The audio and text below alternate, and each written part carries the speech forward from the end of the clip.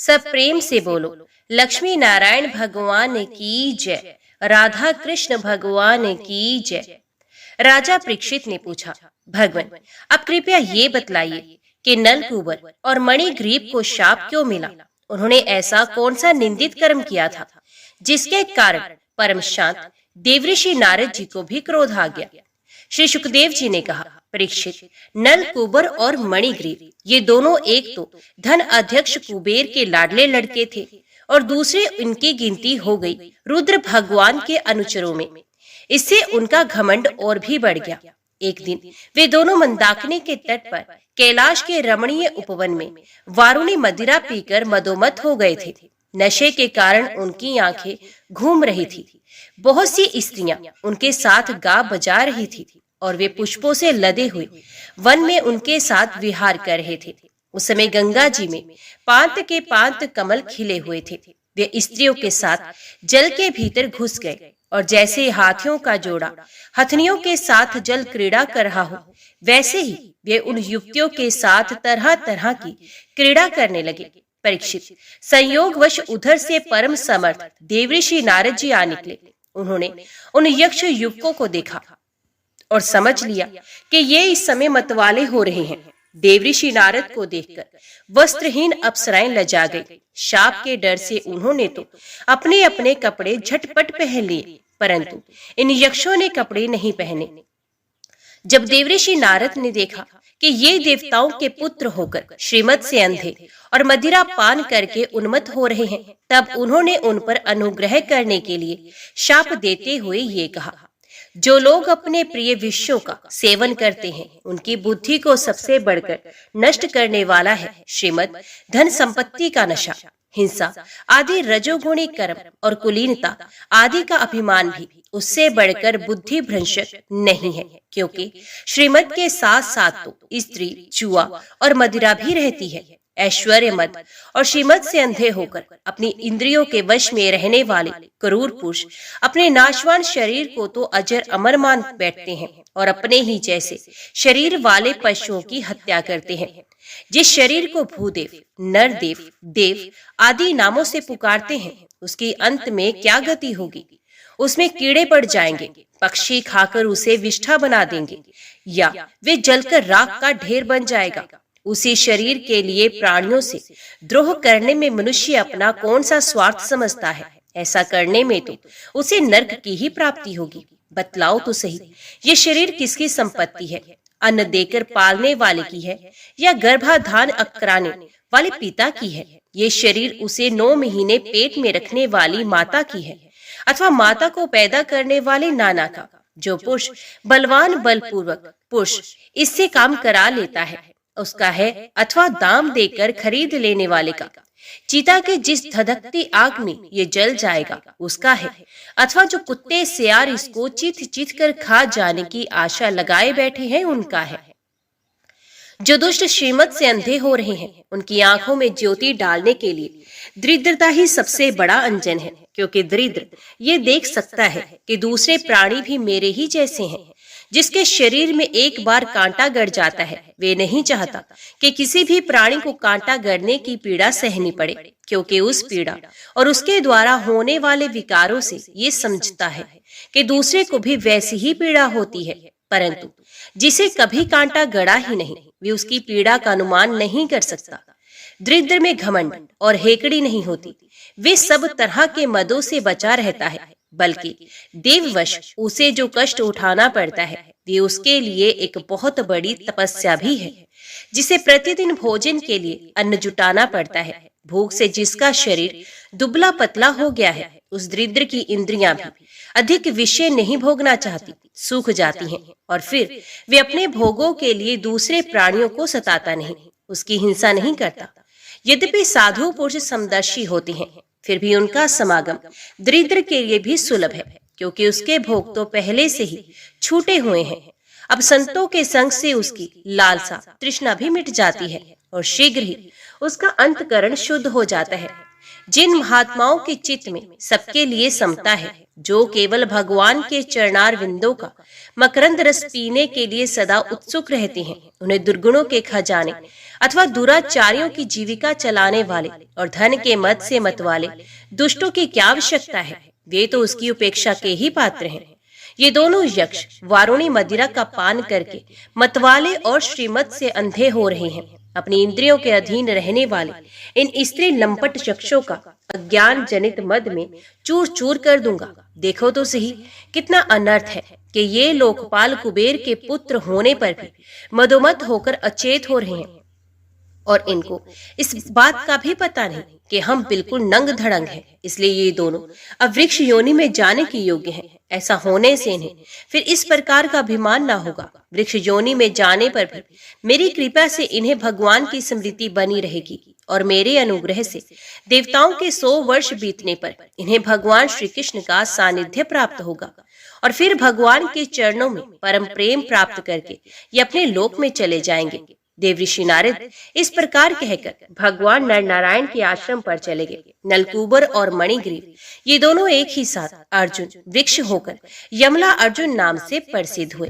भगवान श्री कृष्ण ने अपने परम प्रेमी भक्त देवऋषि नारद की ये बात सत्य करने के लिए धीरे धीरे उखल घसीटते हुए उस ओर प्रस्थान किया जिधर यमला अर्जुन वृक्ष थे।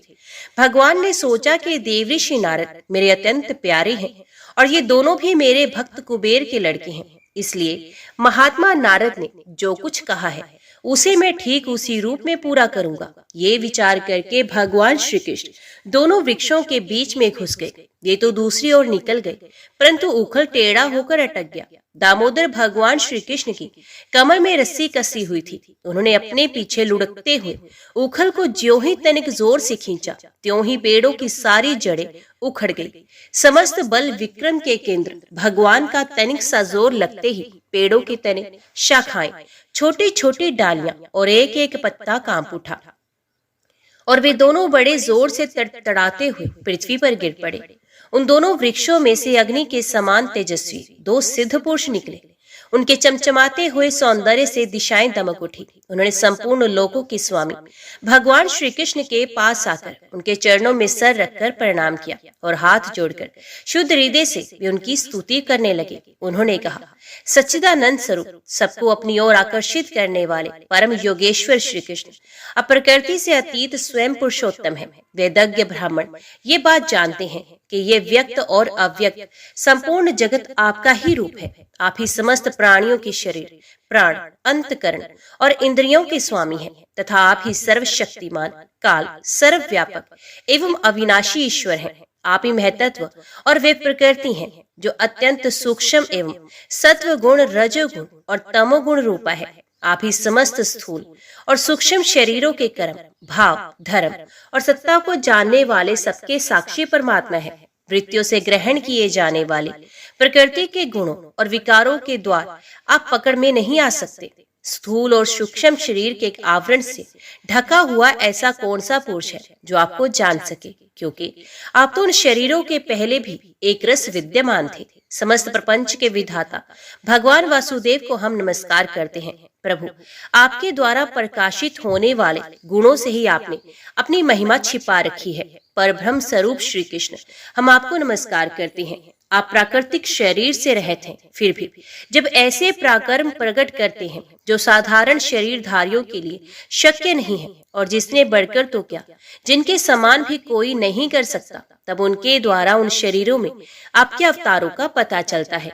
प्रभु, आप ही समस्त लोकों के अभ्युदय और निश्रेष्ठ के लिए इस समय अपनी संपूर्ण शक्तियों से अवतीर्ण हुए हैं। आप समस्त अभिलाषाओं को पूर्ण करने वाले परम कल्याण साध्य स्वरूप आपको नमस्कार है।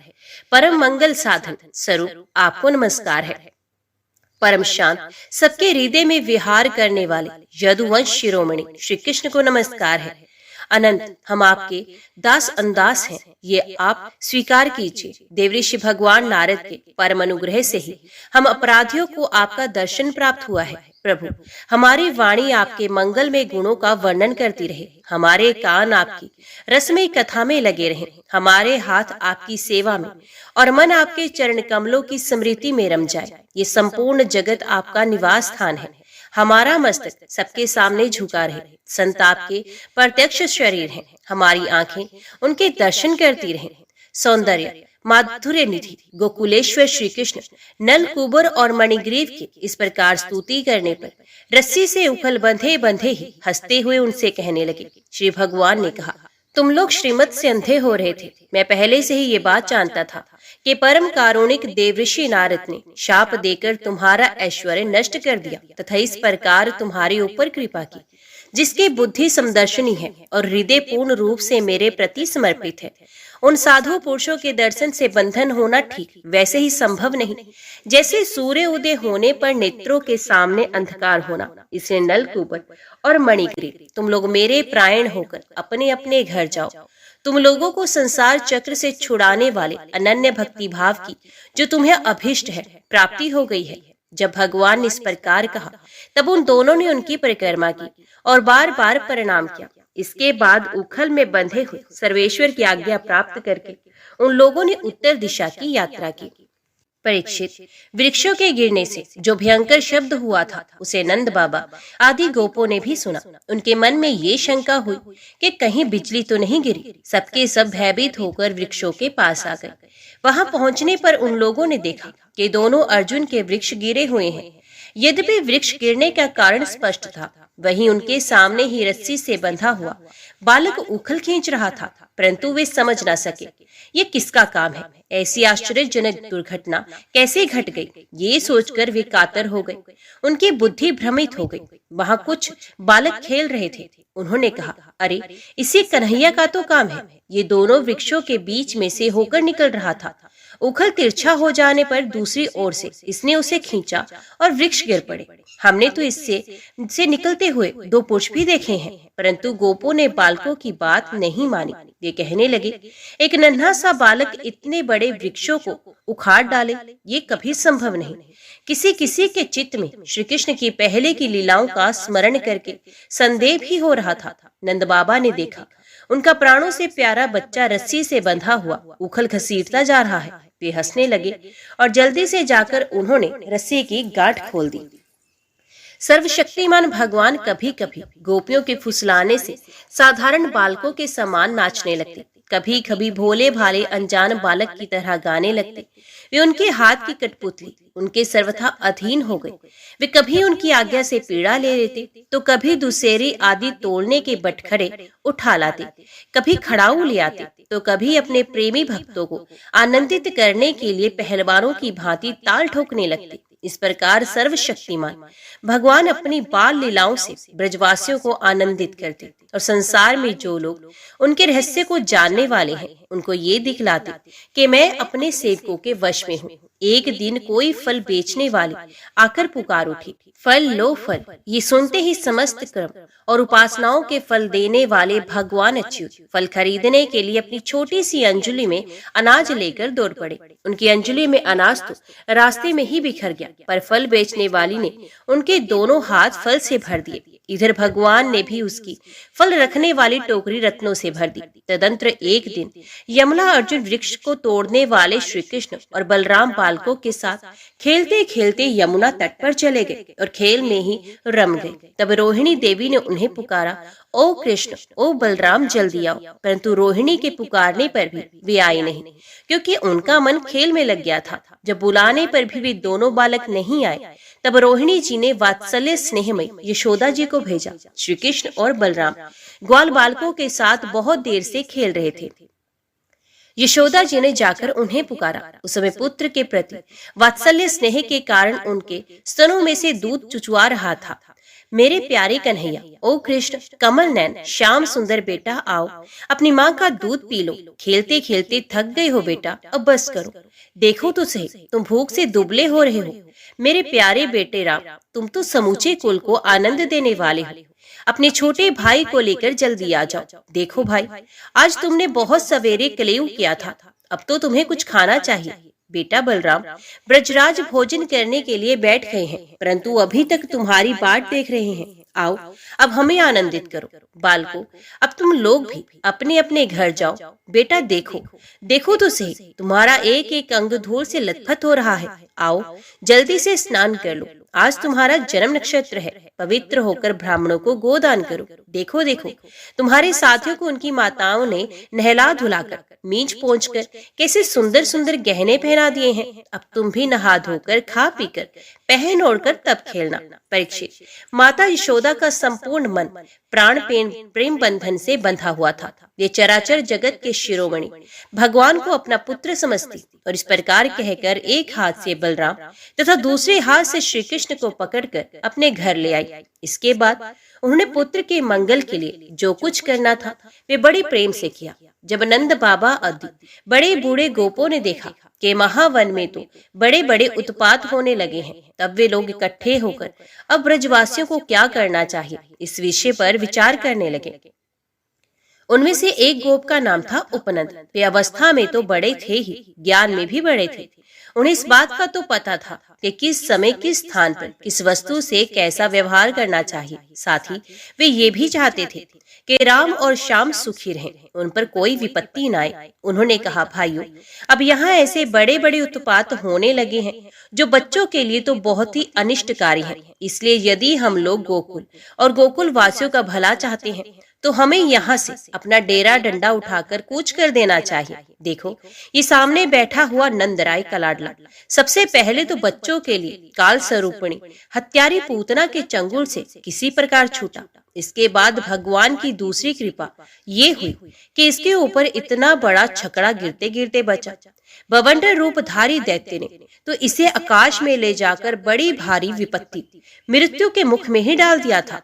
परंतु वहां से जब वे चट्टान पर गिरा तब भी हमारे कुल के देवेश्वरों ने इस बालक की रक्षा की।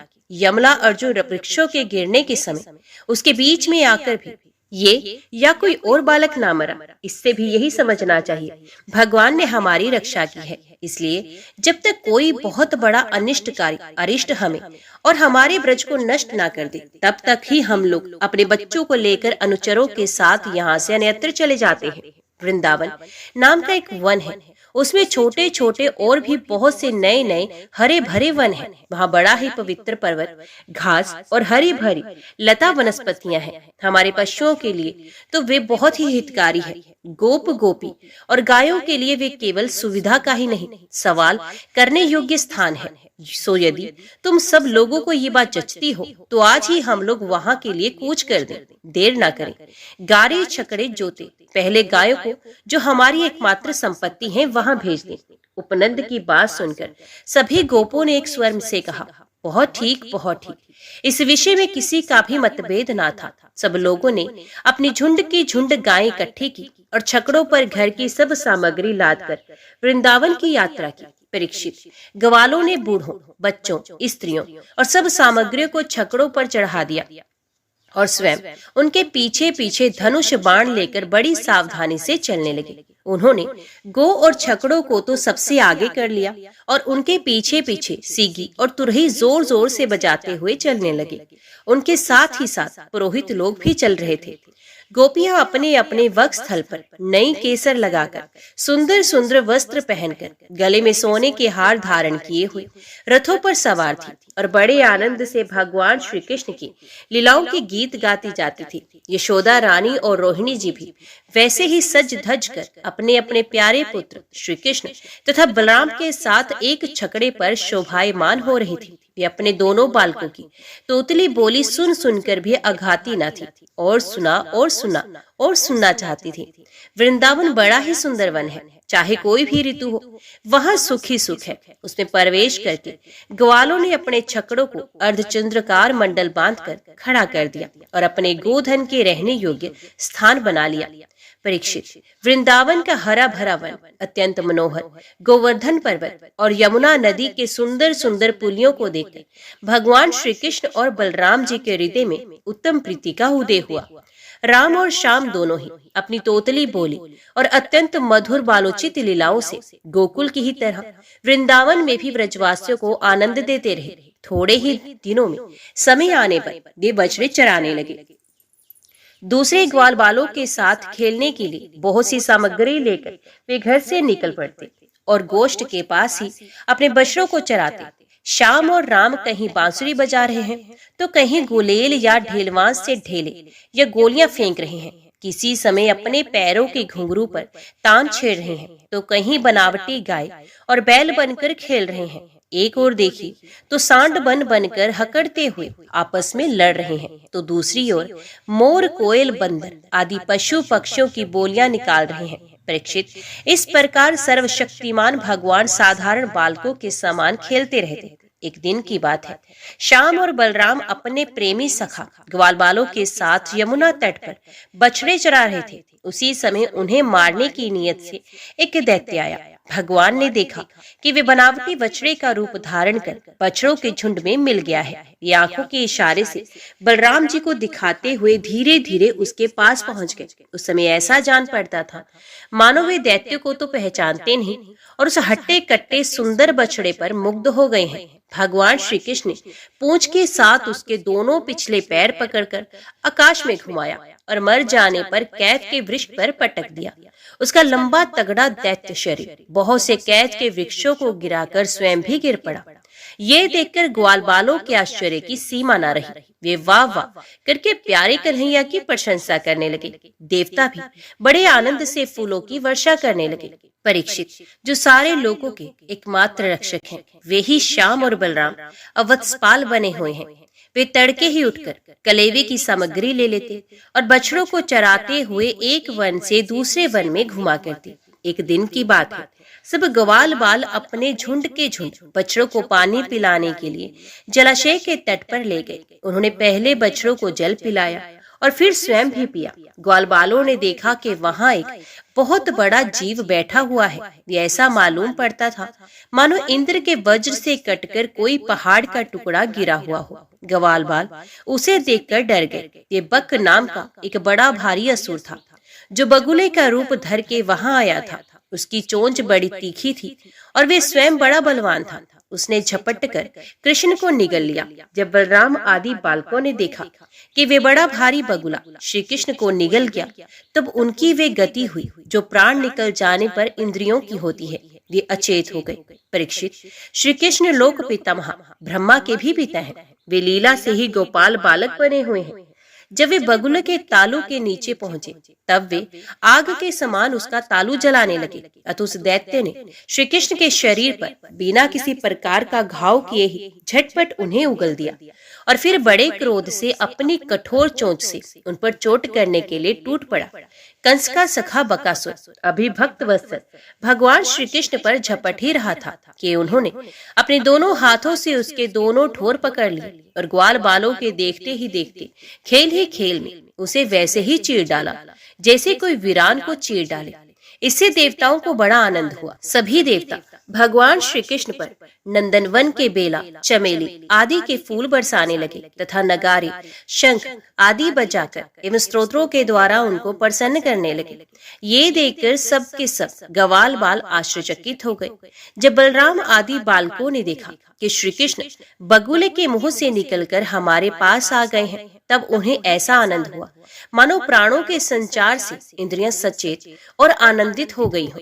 सबने भगवान को अलग अलग गले लगाया। इसके बाद अपने अपने बछड़े हाँककर सब व्रज में आए और वहां उन्होंने अपने घर के लोगों से सारी घटना कह सुनाई। परीक्षित, बकासुर के वध की घटना सुनकर अब के सब गोप आश्चर्यचकित हो गए। उन्हें ऐसा जान पड़ा जैसे कन्हैया साक्षात मृत्यु के मुख से ही लौटे हों। वे बड़ी उत्सुकता, प्रेम और आदर से श्री कृष्ण को निहारने लगे। उनके नेत्रों की प्यास बढ़ती ही जाती थी। किसी प्रकार उन्हें तृप्ति ना होती थी। ये आपस में कहने लगे, हाय हाय, ये कितने आश्चर्य की बात है। इस बालक को कई बार मृत्यु के मुंह में जाना पड़ा, परंतु जिन्होंने इसका अनिष्ट करना चाहा उन्हीं का अनिष्ट हो गया, क्योंकि उन्होंने पहले से दूसरों का अनिष्ट किया था। ये सब होने पर भी वे भयंकर असुर इसका पीछा क्यों नहीं छोड़ रहे। आते हैं इसे मार डालने की नियत से, किंतु आग पर गिरकर पतंगों की तरह उल्टे स्वयं स्वाहा हो जाते हैं। सच है, ब्रह्मवेत्ता महात्माओं के वचन कभी झूठे नहीं होते। देखो ना, महात्मा गर्गाचार्य ने जितनी बातें कही थी सबके सब 16 आने ठीक उतर रहे हैं। नंद बाबा आदि गोपगण इसी प्रकार बड़े आनंद से अपने श्याम और राम की बातें किया करते। वे उनमें इतने तन्मय रहते कि उन्हें संसार के दुख संकटों का कुछ पता ही नहीं चलता। इसी प्रकार श्याम और बलराम ग्वाल बालों के साथ कभी आंख मिचौनी खेलते, तो कभी पुल बांधते, कभी बंदरों की भांति उछलते कूदते, तो कभी और कोई विचित्र खेल करते। इस प्रकार के बालोचित खेलों से उन दोनों ने ब्रज में अपनी बाल्य अवस्था व्यतीत की। परीक्षित, एक दिन नंदनंदन श्याम सुंदर वन में ही कलेवा करने के विचार से बड़े तड़के उठ गए और सिंगी बाजे की मधुर मनोहर ध्वनि से अपने साथी ग्वाल बालों को मन की बात जनाते हुए उन्हें जगाया और बछड़ों को आगे करके वे ब्रज मंडल से निकल पड़े।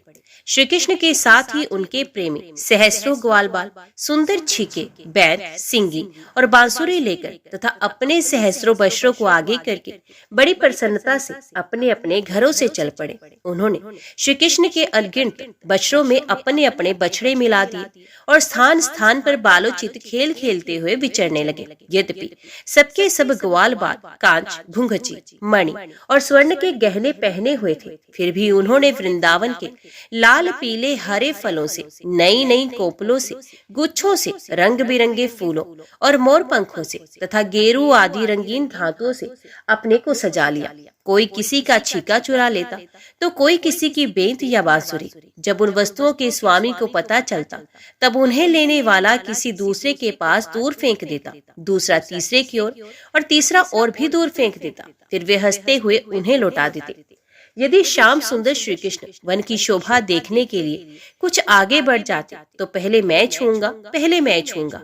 इस प्रकार आपस में होड़ लगाकर सबके सब उनकी ओर दौड़ पड़ते और उन्हें छू छू कर आनंद मगन हो जाते। कोई बांसुरी बजा रहा है, तो कोई सिंगी ही फूंक रहा है, कोई कोई भोरों के साथ गुनगुना रहे हैं, तो बहुत से कोयलों के स्वर में स्वर मिलाकर कुहू कुहू कर रहे हैं। एक और कुछ ग्वाल बाल आकाश में उड़ते हुए पक्षियों की छाया के साथ दौड़ लगा रहे हैं, तो दूसरी ओर कुछ हंसों की चाल की नकल करते हुए उनके साथ सुंदर गति से चल रहे हैं।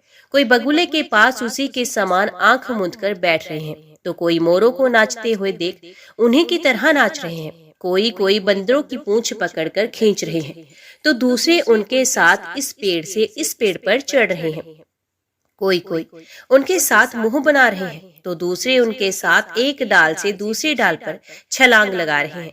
बहुत से ग्वाल बाल तो नदी के कछार में छपकाल खेल रहे हैं और उसमें फुदकते हुए मेढकों के साथ स्वयं भी फुदक रहे हैं। कोई पानी में अपनी परछाई देकर उसकी हंसी कर रहे हैं, तो दूसरे शब्द की प्रतिध्वनि को ही बुरा भला कह रहे हैं। भगवान श्री कृष्ण ज्ञानी संतों के लिए स्वयं ब्रह्म आनंद के मूर्तिमान अनुभव है।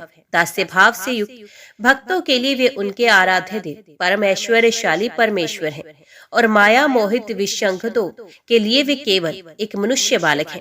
उन्हीं भगवान के साथ वे महान पुण्यात्मा ग्वाल बाल तरह तरह के खेल खेल रहे हैं। बहुत जन्मों तक श्रम और कष्ट उठाकर उन्होंने अपनी इंद्रियों और अंतकरण को वश में कर लिया है और उन योगियों के लिए भी भगवान श्री कृष्ण के चरण कमलों की रज अप्राप्य है।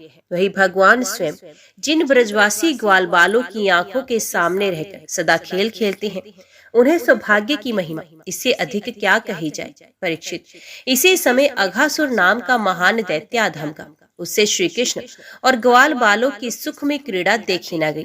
उसके हृदय में जलन होने लगी। वे इतना भयंकर था कि अमृत पान करके अमर हुए देवता भी उससे अपने जीवन की रक्षा करने के लिए चिंतित रहा करते थे और इस बात की बाट देखा करते थे कि किसी प्रकार से इसकी मृत्यु का अवसर आ जाए। अघासुर पूतना और बकासुर का छोटा भाई तथा कंस का भेजा हुआ था। वे श्री कृष्ण, श्री दामा आदि ग्वाल बालों को देखकर मन ही मन सोचने लगा कि यही मेरे सगे भाई और बहन को मारने वाला है, इसलिए आज मैं इन ग्वाल बालों के साथ इसे भी मार डालूंगा। जब से सब मरकर मेरे उन दोनों भाई बहनों के मृत तर्पण की तिलांजलि बन जाएंगे, तब ब्रजवासी अपने आप मरे जैसे हो जाएंगे। संतान ही प्राणियों के प्राण है, जब प्राण ही ना रहेंगे तब शरीर कैसे रहेगा। इसकी मृत्यु से ब्रजवासी अपने आप मर जाएंगे। ऐसा निश्चय करके वे दुष्ट दैत्य अजगर का रूप धारण कर मार्ग में लेट गया और उसका वे अजगर शरीर 1 योजन लंबे बड़े पर्वत के समान विशाल एवं मोटा था। वे बहुत ही अद्भुत था। उसकी नीयत सब बालकों को निगल जाने की थी, इसलिए उसने गुफा के से समान अपना बहुत बड़ा मुंह फाड़ रखा था। उसका नीचे का होंठ पृथ्वी से और ऊपर का होंठ बादलों से लगा था। उसके बड़े जबड़े कंदराओं के समान थे और दाढ़ें पर्वत के शिखर सी जान पड़ती थी। मुंह के भीतर घोर अंधकार था। जीभ एक चौड़ी लाल सड़क से दिखती थी। सांस आंधी के समान थी और आंखें दावानल के समान दहक रही थी। अघासुर का ऐसा रूप देखकर बालकों ने समझा कि ये भी वृंदावन की कोई शोभा है। वे कौतूहलवश खेल ही खेल में उत्प्रेक्षा करने के लिए ये मानो अजगर का खुला हुआ मुंह है। कोई कहता, मित्रों भला बताओ तो, ये जो हमारे सामने कोई जीव सा बैठा है, ये हमें निगलने के लिए खुले हुए किसी अजगर के मुंह जैसा नहीं है। दूसरे ने कहा, सचमुच सूर्य की किरणें पड़ने से ये जो बादल लाल लाल हो गए हैं, वे ऐसे मालूम होते हैं मानो ठीक ठीक उसका ऊपरी होंठ ही हो, और इन्हीं बादलों की परछाई से ये जो नीचे की भूमि कुछ लाल लाल दिख रही है, वही इसका नीचे का होंठ जान पड़ता है। तीसरे ग्वाल बालक ने कहा, हाँ सच तो है, देखो तो सही, क्या ये दाईं और बाईं ओर की गिरी कंदराएं अजगर के जबड़ों की होड़ नहीं करती? और ये ऊंची ऊंची शिखर पंक्तियां तो साफ साफ इसकी दाढ़ें मालूम पड़ती हैं। चौथे ने कहा, अरे भाई, ये लंबी चौड़ी सड़क तो ठीक अजगर की जीभ सरीखी मालूम पड़ती है, और इन ग्रीन शंगों के बीच का अंधकार तो उसके मुंह के भीतरी भाग को भी मात करता है। किसी दूसरे ग्वाल बाल ने कहा, देखो देखो, ऐसा जान पड़ता है कि कहीं इधर जंगल में आग लगी है, इसी से ये गर्म और तीखी हवा आ रही है, परंतु अजगर की सांस के साथ इसका क्या ही मेल बैठा है, और उसी आग में जले हुए प्राणियों की दुर्गंध ऐसी जान पड़ती है मानो अजगर के पेट में मरे हुए जीवों के मांस की ही दुर्गंध हो। तब उन्हीं में से एक ने कहा, यदि हम लोग इसके मुंह में घुस जाए तो क्या हमें निगल जाएगा? अजय, ये क्या निकलेगा? कहीं ऐसा करने की ढिठाई की तो एक क्षण में ही ये भी बकासुर के समान नष्ट हो जाएगा। हमारा कन्हैया इसको छोड़ेगा थोड़ी ही। इस प्रकार कहते हुए वे ग्वाल बाल बकासुर को मारने वाले श्री कृष्ण का सुंदर मुख देखते और ताली पीट पीट कर हंसते हुए अघासुर के मुंह में घुस गए। उन अनजान बच्चों की आपस में हुई भ्रमपूर्ण बातें सुनकर भगवान श्री कृष्ण ने सोचा कि अरे, इन्हें तो सच्चा सर्प भी झूठा प्रतीत होता है। परीक्षित, भगवान श्री कृष्ण जान गए कि ये राक्षस है, भला उनसे क्या छिपा रहता, ये तो समस्त प्राणियों के हृदय में ही निवास करते हैं। अब उन्होंने ये निश्चय किया कि अब अपने सखा ग्वाल बालों को उसके मुंह में जाने से बचा ले। भगवान इस प्रकार सोच ही रहे थे कि सबके सब ग्वाल बाल बछड़ों के साथ उस असुर के पेट में चले गए, परंतु अघासुर ने अभी उन्हें निगला नहीं। इसका कारण था कि अघासुर अपने बकासुर और बहन पूतना के वध की याद करके इस बात की बाट देख रहा था कि उनको मारने वाला श्री कृष्ण भी उनके मुंह में आ जाए, तब सबको एक साथ ही निगल जाएगा। भगवान श्री कृष्ण सबको अभय देने वाले हैं। जब उन्होंने देखा कि ये बेचारे ग्वाल बाल, जिनका एकमात्र रक्षक मैं ही हूँ, मेरे हाथ से निकल गए और जैसे कोई तिनका उड़कर आग में गिर पड़े, वैसे ही अपने आप मृत्यु रूप अघासुर की जठराग्नि के ग्रास बन गए, तब देव की इस विचित्र लीला पर भगवान को बड़ा विस्मय हुआ। उनका हृदय दया से द्रवित हो गया। ये सोचने लगे कि अब मुझे क्या करना चाहिए, ऐसा कौन सा उपाय है जिससे इस दुष्ट की मृत्यु भी हो जाए और इन संत स्वभाव भोले भाले बालकों की हत्या भी न हो। ये दोनों काम कैसे हो सकते हैं? परीक्षित, भगवान श्री कृष्ण भूत भविष्य वर्तमान सबको प्रत्यक्ष देखते रहते हैं। उसके लिए ये उपाय जानना कोई कठिन नहीं। वे अपना कर्तव्य निश्चय करके स्वयं उसके मुंह में घुस गए। उस समय बादलों में छिपे हुए देवता भयवश हाय हाय पुकार उठे और अघासुर के हितैषी कंस आदि राक्षस हर्ष प्रकट करने लगे। अघासुर बछड़ों और ग्वाल बालों के साथ भगवान श्री कृष्ण को अपनी दाढ़ों से चबाकर चूर चूर कर डालना चाहता था, परंतु उसी समय अविनाशी श्री कृष्ण ने देवताओं की हाय हाय सुनकर उसके गले में अपने शरीर को बड़ी फुर्ती से बढ़ा लिया। इसके बाद भगवान ने अपने शरीर को इतना बड़ा कर लिया कि उसका गला रुंध गया और आंखें उलट गई। वे व्याकुल होकर बहुत सी छटपटाने लगा। सांस रुककर सारे शरीर में भर गई और अंत में उसके प्राण ब्रह्मरंध्र फोड़कर निकल पड़े। उसी मार्ग से प्राणों के साथ उसकी इंद्रियां भी शरीर से बाहर हो गई। उसी समय भगवान मुकुंद ने अपनी अमृतमय दृष्टि से मरे हुए बछड़ों और ग्वाल बालों को जिला दिया और उन सबको साथ लेकर वे अघासुर के मुंह से बाहर निकल आए। उस अजगर के स्थूल शरीर की अत्यंत अद्भुत और महान ज्योति निकली। उस समय उस ज्योति के प्रकाश से दशों दिशाएं प्रज्वलित हो उठी। वे थोड़ी देर तक तो आकाश में स्थित होकर भगवान के निकलने की प्रतीक्षा करती रही। जब वे बाहर निकल आए तब वे सब देवताओं के देखते देखते उन्हीं में समा गई। उस समय देवताओं ने फूल बरसाकर, अप्सराओं ने नाचकर, गंधर्वों ने गाकर, विद्याधरों ने बाजे बजाकर, ब्राह्मणों ने स्तुति पाठ कर और पार्षदों ने जय जयकार के नारे लगाकर बड़े आनंद से भगवान श्री कृष्ण का अभिनंदन किया, क्योंकि भगवान श्री कृष्ण ने अघासुर को मारकर उन सबका बहुत बड़ा काम किया था। उन अद्भुत स्तुतियों, सुंदर बाजों, मंगलमय गीतों, जय जयकार और आनंद उत्सवों की मंगल ध्वनि ब्रह्मलोक के पास पहुंच गई। जब ब्रह्मा जी ने वे ध्वनि सुनी तो वे बहुत ही शीघ्र अपने वाहन पर चढ़कर वहां आ गए और भगवान श्री कृष्ण की ये महिमा देखकर आश्चर्यचकित हो उठे। परीक्षित, जब वृंदावन में अजगर वे चाम सूख गया तब वे ब्रजवासियों के लिए बहुत दिनों तक खेलने के लिए एक अद्भुत गुफा सी बनी रही। ये जो भगवान ने अपने ग्वाल बालों को मृत्यु के मुख से बचाया था और अघासुर को मोक्ष दान किया था, वे लीला भगवान ने अपने कुमार अवस्था में अर्थात 5वें वर्ष में ही की थी। ग्वाल बालों ने उसे उसी समय देखा भी था, परंतु गोगण अवस्था अर्थात 6ठे वर्ष में अत्यंत आश्चर्यचकित होकर ब्रज में उसका वर्णन किया। अघासुर मूर्तिमान अघपाप ही था। भगवान के स्पर्श मात्र उसके सारे पाप धुल गए और उसे उस सारूप्य मुक्ति की प्राप्ति हुई जो पापियों को कभी मिल नहीं सकती। परंतु ये कोई आश्चर्य की बात नहीं, क्योंकि मनुष्य बालक किसी लीला रचने वाले यही वे है परम पुरुष परमात्मा, जो व्यक्त अव्यक्त और कार्य कारण रूप समस्त जगत के एकमात्र विधाता है। भगवान श्री कृष्ण के किसी एक अंग की भाव निर्मित प्रतिमा यदि ध्यान के द्वारा एक बार भी हृदय में बैठा ली जाए तो वे सालुक्य, सामीप्य आदि गति का दान करती हैं, जो भगवान के बड़े बड़े भक्तों को मिलती हैं। भगवान आत्मानंद के नित्य साक्षात स्वरूप है। माया उनके पास तक नहीं फटक सकती। वे ही स्वयं अघासुर के शरीर में प्रवेश करके क्या अब भी उसकी सदगति के विषय में कोई संदेह है? सूत जी कहते हैं, शौनकादि ऋषि यदुवंश शिरोमणि भगवान श्री कृष्ण ने ही राजा परीक्षित को जीवन दान दिया था। उन्होंने जब अपने रक्षक एवं जीवन सर्वस्व का ये विचित्र चरित्र सुना तब उन्होंने फिर से सुखदेव जी महाराज से उन्हीं के पवित्र लीला के संबंध में प्रश्न किया। इसका कारण ये था कि भगवान की अमृत में लीला ने परीक्षित के चित्त को अपने वश में कर रखा था। राजा परीक्षित ने पूछा, भगवान आपने कहा था कि ग्वाल बालों ने भगवान की दी हुई 5वें वर्ष की लीला ब्रज में 6ठे वर्ष में जाकर कही। अब इस विषय में आप कृपा करके ये बताइए कि इस समय की लीला दूसरे समय में वर्तमान कालीन कैसे हो सकती है? महायोगी गुरुदेव, मुझे इस आश्चर्यपूर्ण रहस्य को जानने के लिए बड़ा कौतूहल हो रहा है।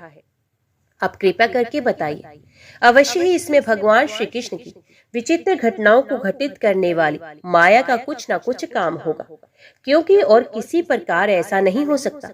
गुरुदेव, यद्यपि शत्रुचित धर्म ब्राह्मण सेवा से विमुख होने के कारण मैं अपराधी नाम मात्र का शत्रु हूँ, तथापि हमारा अहोभाग्य है कि हम आपके मुखारविंद से निरंतर झरते हुए परम पवित्र मधु में श्री कृष्ण लीला अमृत का बार बार पान कर रहे हैं। सूत जी कहते हैं, भगवान के परम प्रेमी भक्तों में श्रेष्ठ शौनक जी जब राजा परीक्षित ने इस प्रकार प्रश्न किया तब श्री सुखदेव जी को भगवान की वे लीला स्मरण हो आई और उनकी समस्त इंद्रियां तथा अंतकरण विवश होकर भगवान की नित्य लीला में खिंच गए। कुछ समय के बाद धीरे धीरे श्रम और कष्ट से उन्हें ब्रह्म ज्ञान हुआ। जब वे परीक्षित से भगवान के लीला का वर्णन करने लगे, परीक्षित तुम बड़े भाग्यवान हो, भगवान के प्रेमी भक्तों में तुम्हारा स्थान श्रेष्ठ है, तभी तो तुमने इतना सुंदर प्रश्न किया है। यो तो तुम्हें बार बार भगवान की लीला कथाएं सुनने को मिलती हैं, फिर भी तुम उनके संबंध में प्रश्न करके उन्हें और भी सरस और भी नूतन बना देते हो। रसिक संतों की वाणी, कान और हृदय भगवान की लीला के गान, श्रवण और चिंतन के लिए ही होते हैं। उनका ये स्वभाव ही होता है कि क्षण प्रतिक्षण भगवान की लीलाओं को अपूर्व रसमय और नित्य नूतन अनुभव करते रहें। ठीक वैसे ही जैसे लंपट पुरुषों को स्त्रियों की चर्चा में नया नया रस जान पड़ता है। परीक्षित, तुम एकाग्र चित्त से श्रवण करो। यद्यपि भगवान की ये लीला अत्यंत रहस्यमयी है, फिर भी मैं तुम्हें सुनाता हूँ। क्योंकि दयालु आचार्यगण अपने प्रेमी शिष्य को गुप्त रहस्य भी बता दिया करते हैं।